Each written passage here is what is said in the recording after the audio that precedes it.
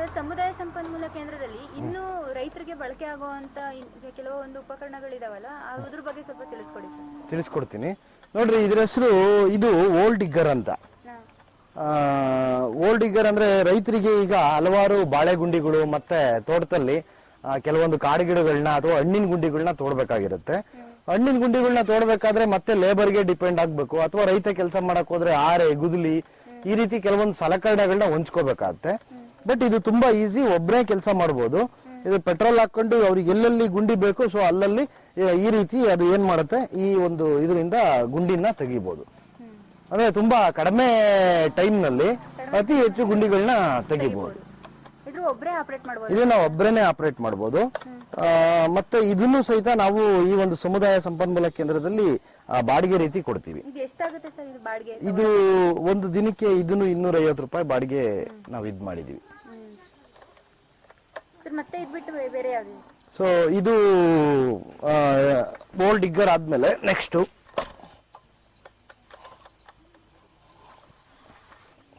ನೋಡಿ, ಇಲ್ಲಿ ಕಾಣ್ತಾ ಇದೆಯಲ್ಲ, ಇದು ಕಳೆ ಕೊಚ್ಚುವ ಯಂತ್ರ ಅಂತ. ಸೊ ಇದು ಕಳೆಯನ್ನ ಏನ್ ಮಾಡ್ತೀವಿ, ಈ ರೀತಿ ಏನು ಬ್ಲೇಡ್ ಇದೆಯಲ್ವಾ, ಸೊ ಈ ಬ್ಲೇಡ್ ಏನ್ ಮಾಡುತ್ತೆ, ಕಳೆನೂ ತೆಗಿಬಹುದು. ಇದ್ರ ಜೊತೆಗೆ ರಾಗಿ ಮತ್ತೆ ಈ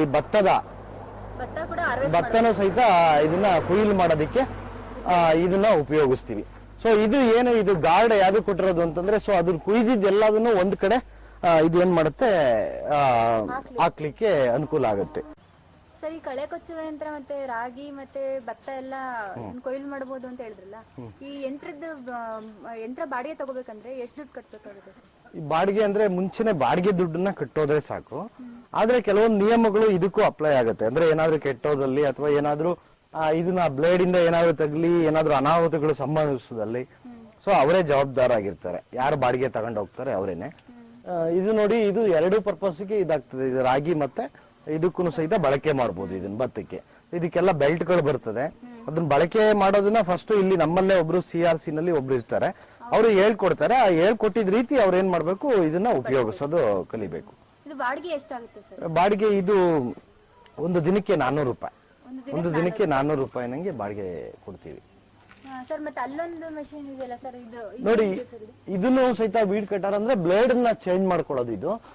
ಇದು ಏನಂದ್ರೆ ಕಳೆನ ಏನ್ ಮಾಡ್ತಾರೆ, ಅತಿ ಸ್ವಲ್ಪ ದಪ್ಪ ಇರುತ್ತದೆ, 1 ಇಂಚು 2 ಇಂಚು ಕಳೆ ಬೆಳೆದಿದ್ರೆ ಅದನ್ನ ಕಟ್ ಮಾಡ್ಲಿಕ್ಕೆ ಇದು ಕಾಂಡ ದಪ್ಪ ಇದ್ರೆ, ಆಮೇಲೆ ಇದು ಬರುತ್ತೆ ನೋಡ್ರಿ ರೇಷ್ಮೆ ಕಡ್ಡಿ, ಇದನ್ನೆಲ್ಲ ಕಟ್ ಮಾಡ್ಲಿಕ್ಕೆ ಇದು ತುಂಬಾ ಅನುಕೂಲ ಆಗುತ್ತೆ.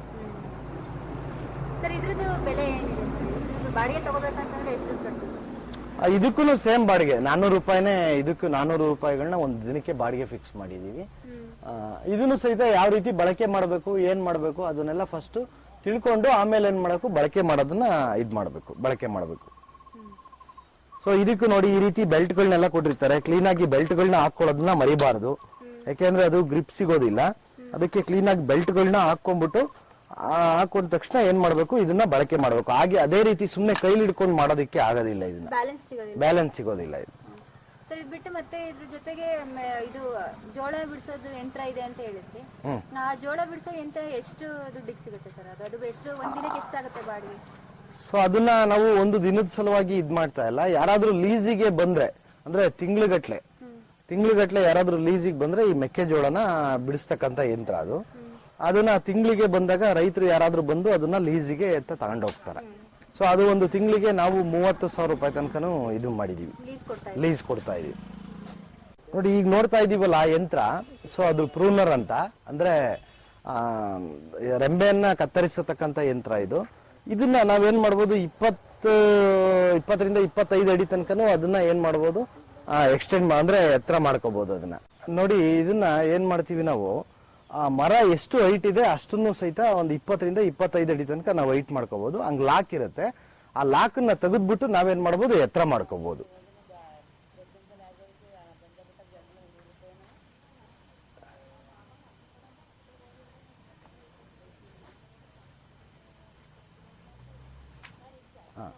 ನೋಡಿ, ಅದು ಲಾಕ್ ಆಯ್ತು ಈಗ. ಸೊ ಮತ್ತೆ ಇದನ್ನ ಬಳಕೆ ಮಾಡಬೇಕಾದ್ರೆ ನಾವು ತುಂಬಾ ಗಮನಿಸಬೇಕಾದಂತ ಅಂಶ ಏನಂತಂದ್ರೆ, ಸೊ ಯಾವ್ದಾದ್ರು ಲೈನ್ ಅಂದ್ರೆ ಎಲೆಕ್ಟ್ರಿಸಿಟಿ ಲೈನ್ ಹೋದ್ರೆ ಅದನ್ನ ತುಂಬಾ ಕೇರ್ಫುಲ್ ಆಗಿ ನೋಡ್ಕೊಂಡು ಇದನ್ನ ಬಳಕೆ ಮಾಡಬೇಕಾಗತ್ತೆ. ಹಾ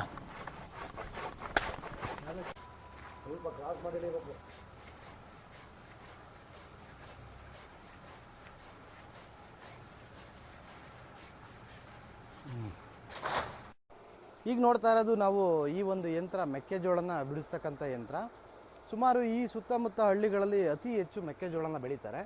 ಅದರಿಂದ ನಾವೇನು ಮಾಡಿದ್ವಿ, ಸಮುದಾಯ ಸಂಪನ್ಮೂಲ ಕೇಂದ್ರಕ್ಕೆ ಇದು ಉಪಯೋಗ ಆಗ್ತದೆ ಮತ್ತು ರೈತರಿಗೂ ಅನುಕೂಲ ಆಗಲಿ ಅಂದ್ಬಿಟ್ಟು ಈ ಒಂದು ಯಂತ್ರನ ನಾವು ಖರೀದಿ ಮಾಡಿದ್ದೀವಿ ಸಮುದಾಯ ಸಂಪನ್ಮೂಲ ಕೇಂದ್ರಕ್ಕೆ. ಬಟ್ ಇದನ್ನು ಒಂದು ದಿನದ ಬಾಡಿಗೆ ರೀತಿ ನಾವು ಕೊಡೋದಿಲ್ಲ. ಇದನ್ನು ನಾವು ತಿಂಗಳು ಬಾಡಿಗೆ ಅಥವಾ 2 ತಿಂಗಳು ಬಾಡಿಗೆಗೆ ನಾವು ಏನು ಮಾಡ್ತೀವಿ, ಕೊಡ್ತೀವಿ. ಒಂದು ತಿಂಗಳಿಗೆ ಇದಕ್ಕೆ 30,000 ರೂಪಾಯಿನ ಬೆಲೆದಿನ ನಮ್ಮ ಸಮಿತಿಯವರು ನಿಗದಿಪಡಿಸಿದ್ದಾರೆ. ಸೊ ಅದೇ ರೀತಿ ಈಗ ರೈತರುಗಳು ಕೆಲವೊಂದು ಲೀಸಿಗೆ ಕೆಲವೊಬ್ಬರು ಬಂದು ಈ ಒಂದು ಯಂತ್ರನ ತಗೊಂಡು ಹೋಗ್ತಾರೆ. ಸರ್, ಇಲ್ಲಿ ತನಕ ನಮಗೆ ಸಮುದಾಯ ಸಂಪನ್ಮೂಲ ಕೇಂದ್ರದಲ್ಲಿ ಲಭ್ಯ ಇರುವಂಥ ಎಲ್ಲ ಯಂತ್ರ ಉಪಕರಣಗಳ ಬಗ್ಗೆ ನಮಗೆ ಸವಿವರಾಗಿ ತಿಳಿಸ್ಕೊಟ್ಟಿದ್ದಾರೆ.